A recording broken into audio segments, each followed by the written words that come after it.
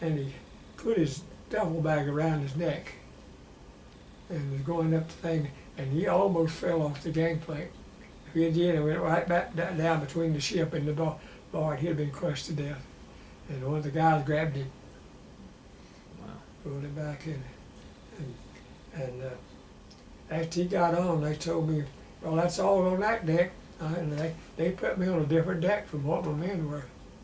That worked out pretty good. Yeah. They called for the first sergeant on that deck to get the KPs and so forth. I said, but my men are upstairs. Go up there. They say, I'm down. When they called first sergeant downstairs, I said, my men are upstairs. Upstairs. I went there. We had a lucky break there. Yes, you did. We going across. We got seasick, and the captain came to me, and he was sick too. And he said, the sergeant said, you need to replace those men on duty. Said they're all sick.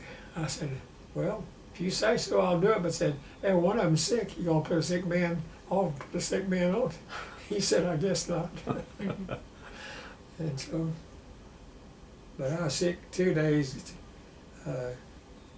going across. Well, 3 days going across, and coming back, I ate a bar of chocolate candy and I fed the fish. But we had little hammock-like things, and wasn't regular bunks. He had a hammock to sleep in. And I went to the ship. We got in a storm, and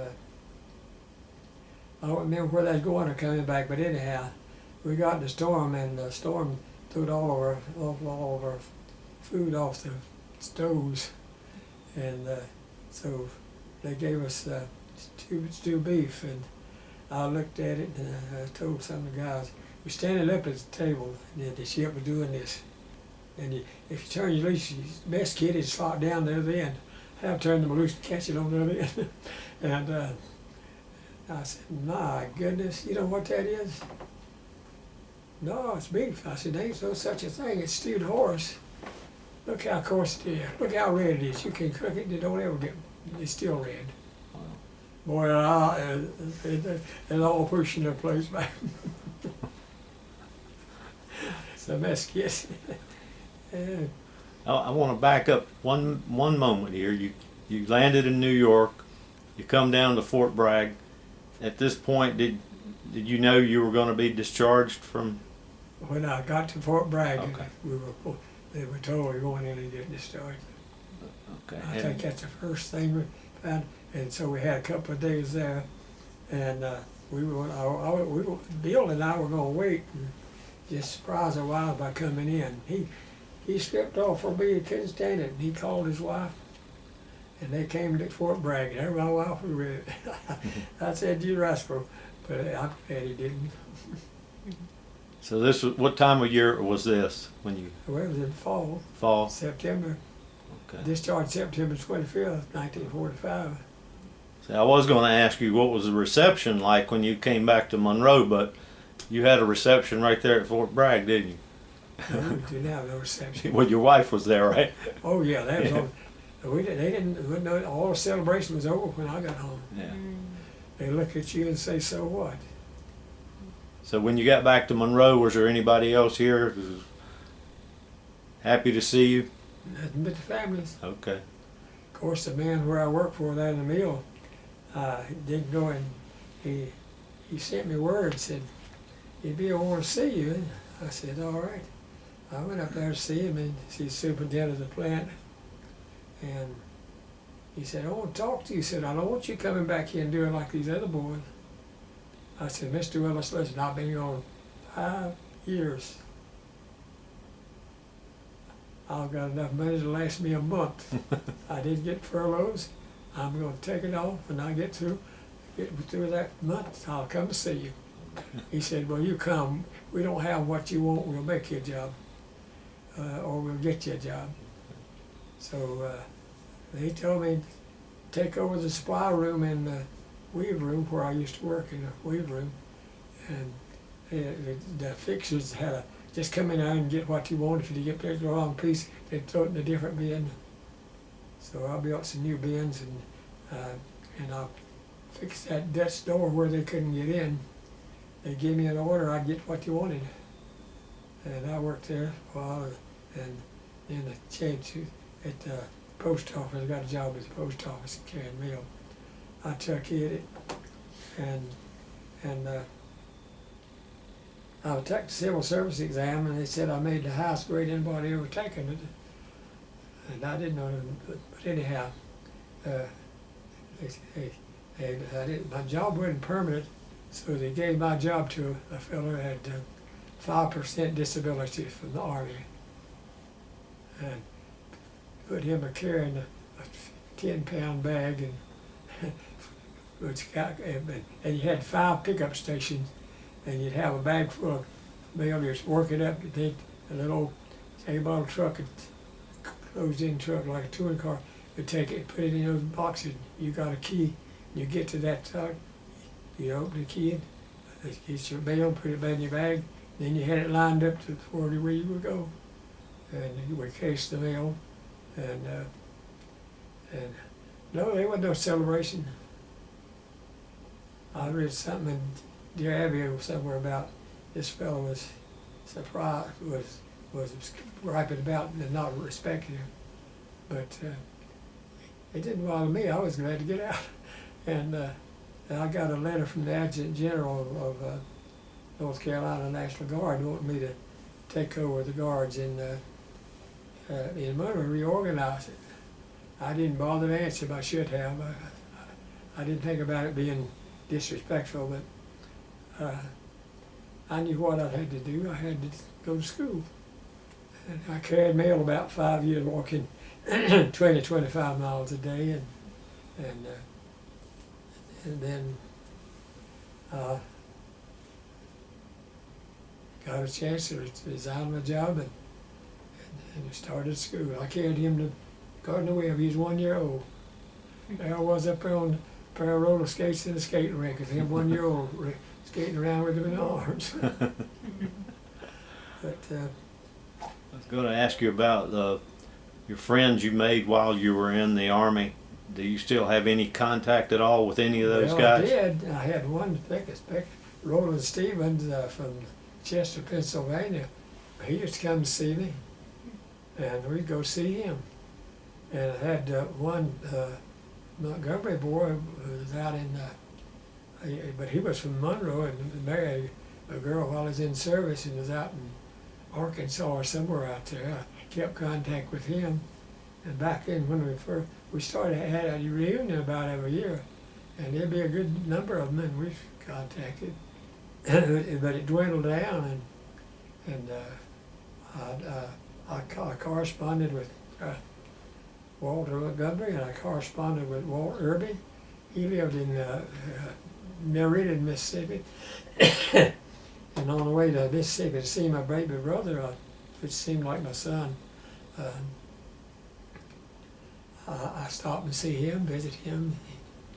He's attending a church out there. I went to church with him and his wife. We became close friends. I felt sorry for him. He was a motor sergeant, and the captain told him to cut a tree down in front of the guns. He'd never cut a tree down in his life, and it fell the wrong way. And the captain said, "You could have done better than that." I said, I could have cut it or made it fall the other way. But he didn't know that. And he bursted him and never did give him his rating back all during the war. I felt so sorry for him. And he did the motor sergeant's job. Wow. He's a fine Christian man.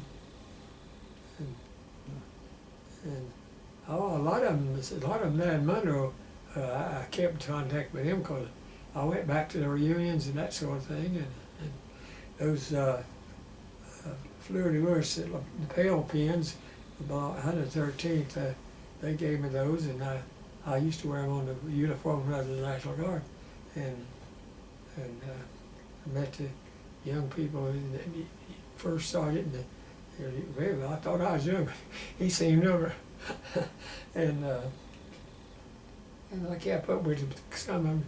It got down to where there wasn't but 7 of us, and part of them were their wives. Hood down in Fort Texas, and Yanville in Monroe, in Charlotte, and George Stearns, he's in Charlotte, and I sent him Christmas cards, and I had a bad habit of putting a $2 bill in the Christmas cards of my friends, and I got a letter one time from his boy, said Mr. Elmore said, appreciate the gift, but Dad's not here no more. And when Steve go away, he married a girl out west, out in Fort Sill somewhere. And I kept up with him a while, but they all gone now. Kenneth Wilson in Monroe, he died 3 years ago, I guess. We were good friends. You still have some good memories of. Yeah, I have some bad ones, but good ones. Well, Mr. Elmore, we've covered what I hope is a lot of ground from the time you were in the military, the time you were in the Army. Is there, before we bring the interview to a close, is there anything that we didn't talk about that you want to be included in the video? Is there anything you think should be added before we close? Well, I could tell you this, I don't know where we'll be in the interview or not, because my commanding officer promoted me to sergeant, but he gave my staff sergeant rating to the motor sergeant. And on the roster, when we went from Monroe down to Fort Jackson, that's where it was. And while we were at Fort Jackson, I was a corporal then, out with a detail working beside the building, cleaning up things, and he walked up, and the major did. I didn't see him, I was busy, and he said, Sergeant Elmore. Well, we had a Sergeant Elmore in battalion headquarters. I thought he was talking to him because he was from battalion. He said, and one of the boys says, that's the major's talking to you, Elmore. I turned around and saluted him. He said, I want to tell you something. He said, you're going to be promoted to sergeant. Said, the commander asked me, the different commander, asked me, should I make you a sergeant? He said, I said, hell yes. And then, before that, after that, first lieutenant came to the outfit. Nobody knew where he came from, why he was there, but he was assigned there. And he talked to me and asked me a lot of questions, and he was interested in about what happened to me about the rating and that sort of thing. And for next thing I know, he said, if you'll go with me, I'll have you a first sergeant's promotion today. I said, I can't do that. I said, I want you to go with me. I go with you, I ain't know nobody. And I know all these boys here, we're friends. We grew up together, a lot of us. And it wasn't long after that that we had a new commander. I don't know what happened to him, but he didn't go overseas because I saw him back in Monroe. He was working in the bank. But that happened. I mistreated that way. Otherwise, that's okay. I figured, well, it'll work out right someday. Because I believe what goes around come around. Just like life is. Some of it I enjoyed, some of it I endured, and some of it I despised. But I enjoyed running a survey. I enjoyed the accomplishments of it. I loved math when I was in high school. And I learned how to use trigonometry, but I didn't know what to do. Why it worked. But anyhow, I went to college first year. I took geometry, algebra, and trigonometry, all three. I sat in the Spanish class, and I got there. The last seat was teachers up here, and the last empty seat was back on that corner, and I lost my hearing in this ear. And I told her after I was there the first day to move me. but she didn't do it. And so at the end of the semester, she said, put up on the board, conjugate these verbs in Spanish. I sat there a minute and signed my name across the paper. She had the lady on the desk. She said, "Oh, come back here. What you mean?" I said, "Miss Pollock," I said, "I couldn't hear what you were saying. You talked through your teeth. You never did stand up, and I asked you to move me." She said, "Well, if you'll come back next semester and pass that semester, I'll give you a D for this semester." I said, "No, Miss Pollock, I won't be back." She said, "Well, you can't graduate." I said, "Oh, yes, I can." And she said, "Why?" I said, "I have enough other stuff, science. Back then you could take math, major into a lot of math, and you could pass without foreign language." But I passed, I graduated. But I never went back to Spanish. I wished I had now, though. Got so many Spanish people around. But I don't know of anything else. Okay. Life has been good and life's been tough. That's the way it is. Okay. I depend on the Lord, and He's taking care of me. Fair enough. Fair I enough. had some close calls. I had bullets hit a tree next to me, and that sort of thing. And He preserved me for some reason. Just like now, I'm still living. He's preserved me for something. Maybe someday I'll find out what it is. Okay. Well, having I don't feel like a hero. I'm not a hero. I just did my job. And I appreciate it. What y'all do for me. well, on that note, before we close, I do want to thank you for a couple of things. The first thing I want to thank you for is taking the time to sit down today and do this interview. And secondly, I thank you for your service to your country. Thank you so much. Well, there's a lot more I could tell, but it just comes and goes. When I start talking about more of it comes back. It was like it yesterday. It happened yesterday.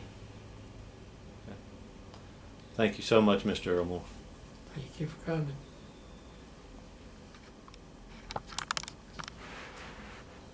I